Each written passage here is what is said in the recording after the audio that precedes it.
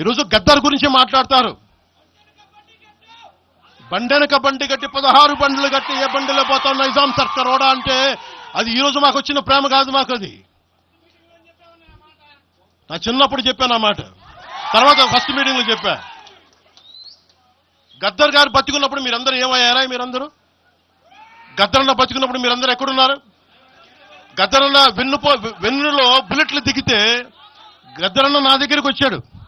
ఒకటి అడిగాడు ఆఫీస్కి వచ్చి, మన జర్నలిస్ట్ కాలనీలో ఉండే జనసేన ఆఫీస్కి వచ్చి, అరే తమ్మి నాకు బుల్లెట్లు దిగినీరా, నాకు వెనకాల నన్ను స్వేచ్ఛగా రే అని పిలుచుకునే అంత చనువు మా ఇద్దరి మధ్య, నాకు బుల్లెట్లు దిగినీరా ఈ వెన్నులో, నడవాలంటే ఇబ్బందిగా ఉందిరా, నాకు కారులో పోవాలంటే ఆటోలో తిరగలేకపోతున్నా, ఒక అండంగా అడుగుతున్నా, హక్కుగా అడుగుతున్నా, బండి కొనివరా అంటే ఆయన ఒక 24 గంటలు 3 రోజుల్లోనో 2 రోజుల్లోనో బండి కొనిచ్చాను నేను ఆయనకి.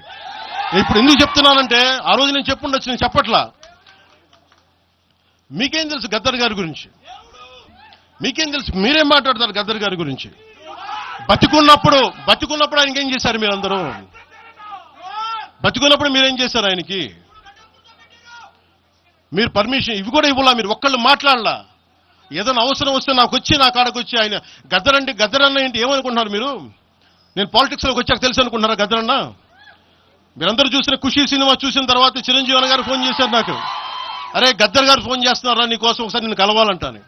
ఆయన ఒకటే మాట అన్నారు చూసి, అరే మా పోరలు చూపించిన బాబు నీ సినిమా పాట, దాంట్లో నువ్వు తాకట్లో భారతదేశాన్ని తాకట్లో పెట్టే విజువల్ పెట్టావంట, నువ్వు మాకు అర్థం అవుతుందో మా భావాలు అర్థం చేసుకున్నవాడు అని చెప్పి, తరిమేల నాగిరెడ్డి గారి తాకట్లో భారతదేశాన్ని ఆ భావన నువ్వు పెట్టావంటే మాకు అర్థం అవుతుందని నేను చెప్పి, అన్నా నాకు లెఫ్ట్ వింగో రైట్ వింగో తెలియదన్నా, నాది హ్యూమనిజం అన్నా, మానవత్వం అన్నా, మీరు మీకు తోస్తున్న సంతోషం అన్నా అని చెప్పి.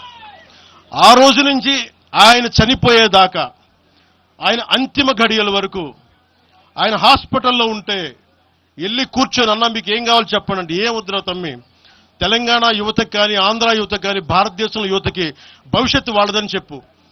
ఆయన నాకు రాసిస్తే, ఆయన నాకు ఒక లెటర్ రాసిస్తే నేను అది కూడా బయట పెట్టలా.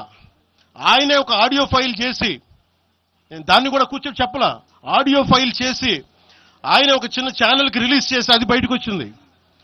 మీరు కూర్చోబెట్టి తెలంగాణ గురించి అని మాట్లాడతారు.